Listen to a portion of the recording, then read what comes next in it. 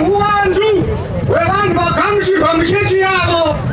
Tine mufaro mukuru muimba yaMwari nokuti nhasi musangano reapostori Afrika pasabata ranhasi pagumano reHarare neChitungwiza, maguta namaruwa akapoteredza, vanhu vagamuchirwa muchechi yavo vagamuchirwa sezvinotevera: varume vaita 17, vakadzi vaita 52,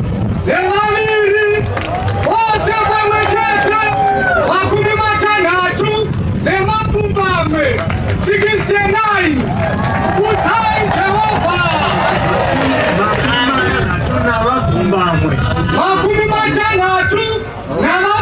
60 kudzai Jehovha! Kudzai Jehovha!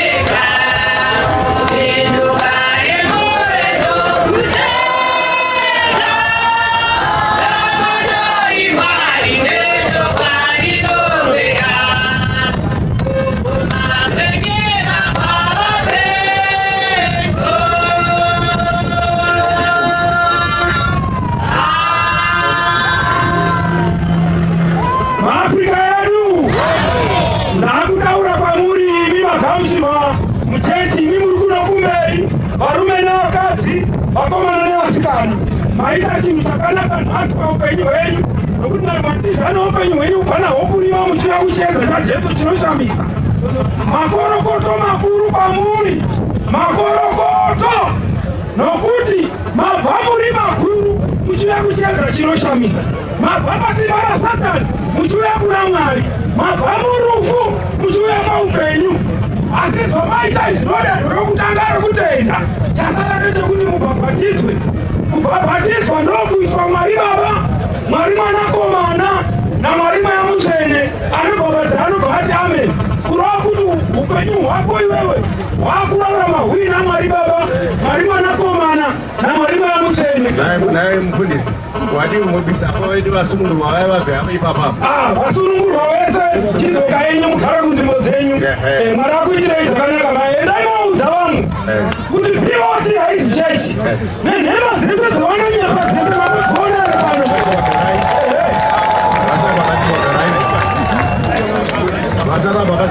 Vasati vabhabhati vagarai henyu. Vane vakadzi uko, vakadzi vasati vabhabhati vagarai.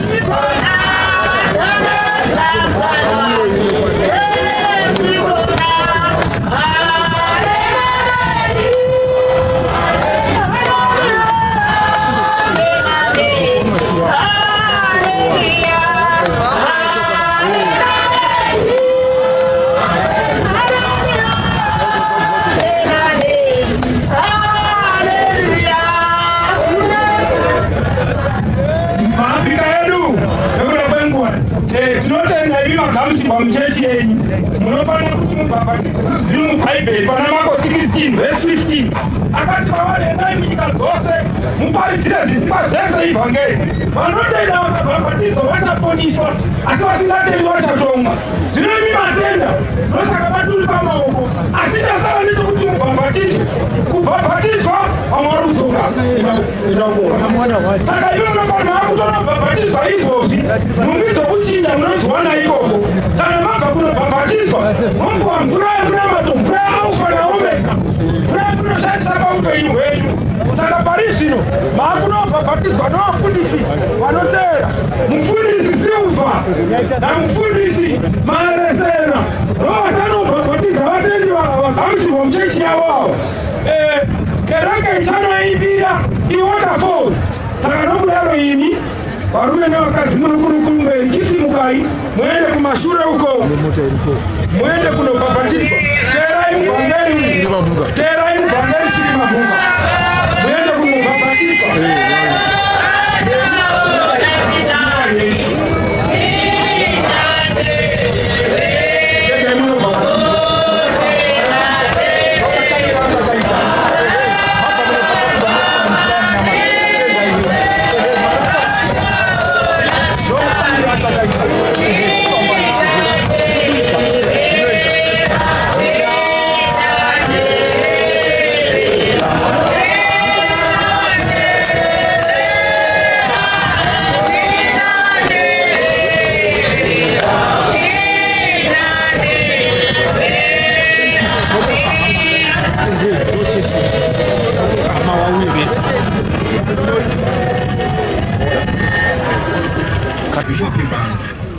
Ndine mashoko amwe amutsvina ndadzidzwa. Garai pasi kumashure uko, garai pasi. Garai pasi mose. Ndine mashoko amwe amutsvina ndadzidzwa pakunamata paturikita pano. Ndaona panguva dzatakakunamatiswa kuchiita sekuti denga kwaburuka njiva nhatu dzandanga ndichiona. Asi padzanga dzichiburuka dziri mudenga ndaona zviita sekuti dzava dzichiuya pedyo nepatiri kunamatira. Padzasvika pedyo ndaona kuti vanga vari vanhu vanga vari pakati, anga ari muranda waMwari Sinipo Mwazhwafu. Ndaona zvichiita sekuti anga ane bepa raanga akabata, vari vatatu vari varume vatatu. Zvandaona akabata bepa iri ndaona zvichiita sekuti aivhura pamberi pevana vemutumwa vari vatatu vari pano. Asi ini zvanga zvakanyorwa pabepa iri ndatadza kuzviverenga.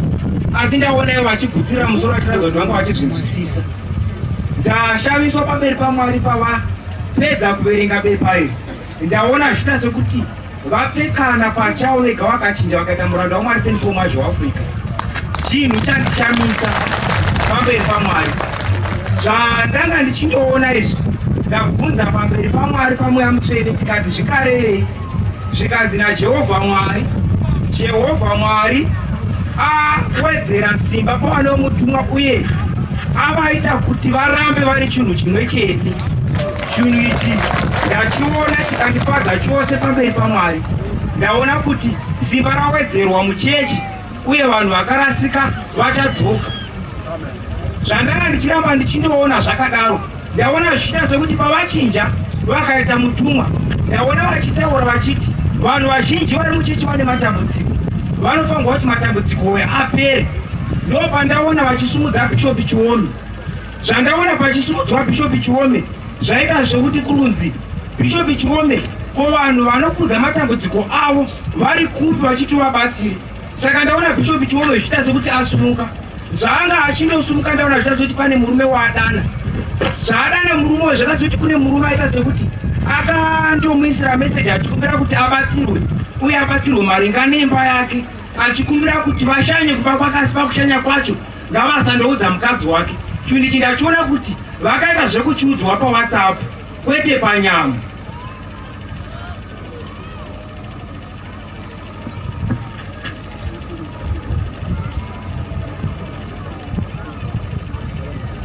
Wadi kutaura zvechechi kaipo chigara pasi mapedza zvechechi kuti kana kubatsirwa kudzai Jehovha zvechechi tikwira tarisana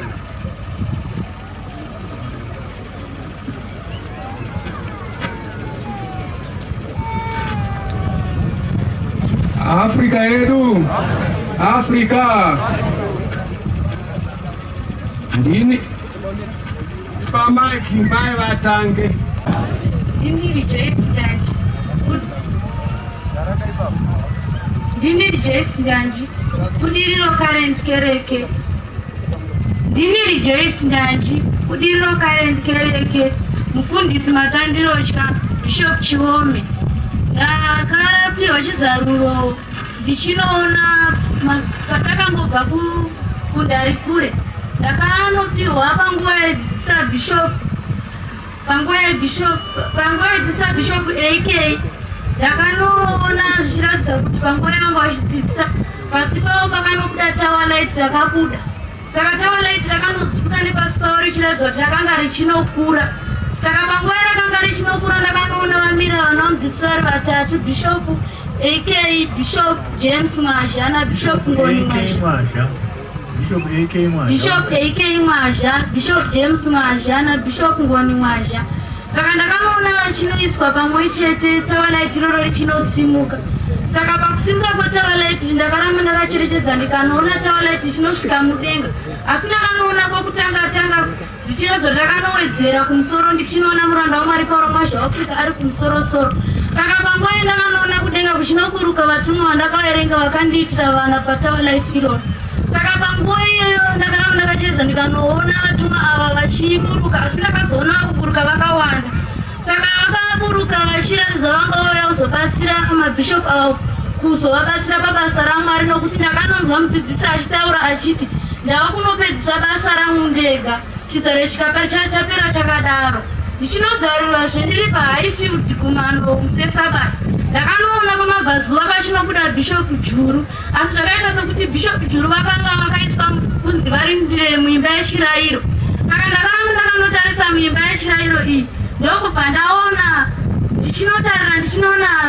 ndichinoona mwana mudzidzisi zvichiratidza kuti kuBOT kune vanhu vakanga vakudzoka. Asi pavakadzoka ndakanoona vachienda naBishop AK vachinokumbira ruregerero. Saka panguva iyoyo ndakanonzi tarirawo ndichinotarira muimba yechirayiro. Saka ndakanoona zvichiratidza kuti pane vamwe vakadzokera zvisina humwari, nokuti ndakanoona nyoka yakatumwa yakanga yatumwa kukanganisa chirayiro panguva iyoyo. Asi panguva ndakanoona chirayiro chiri chega. Saka ndakaramba ndakacherechedza ndikazoona muranda waMwari Pauro Mwazha Africa, nokuti nyoka ipa yakadaro chinosvipira chirayiro ichi. Ndakanoona muranda waMwari Pauro Mwazha Africa achinoidimbura musoro nyoka yechibva zvikanzivisa vanhu kuti chirayiro ndinacho kusvikira nyika yechiguma. Africa yedu. Izvi ndizvo zvisaro zvangu emutene zvandakatizokudzai Jehovha.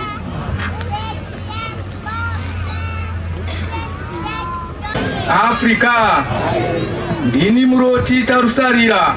Ndinazvo zaruro zvandaradzwa naMweya Mutsvene pakunamata kwatiri kuita kudai. Nyatsime 1 kereke. Afrika yedu. Mai vagara pasi avo ndovokupedzisira nokuda kwenguva. Afrika yedu. Nyatsime 1 kereke Mvamberi Munyavi. Segeza kumano Bishop Mashe Chitungwiza province. Mufundisi Mashe Chitungwiza province. Bishop Chakawa. Ndaradzwa naMweya Mutsvene panguva yatiri kunamata kudai. Ndaona kumadokera kwaita utsi hwanga huchipwititika pamusoro penyika. Asi utsi hwanga huchipwititika kudaro. Ndaona pasi pevhu pachitasi panga pachibhoira kunge panga pachifashaira. Asi panguva imwe chete ndaona pachikreka makreki miswi yanga ichitsemuka ipapo ichienda kumabvazuva. Zvanga zvichirarama ndanga ndichiona zvichitaza kuendera mberi nekufema kana kurarama. Ndaramba ndakacherechedza kudaro. Ndaona makreka aputira nyika yose, aputira nyika yese kudaro. Ndazoona mutumwa Pauro Mwazha waAfrica ari Bishop Dada Jane. Nachizaruro chandazarura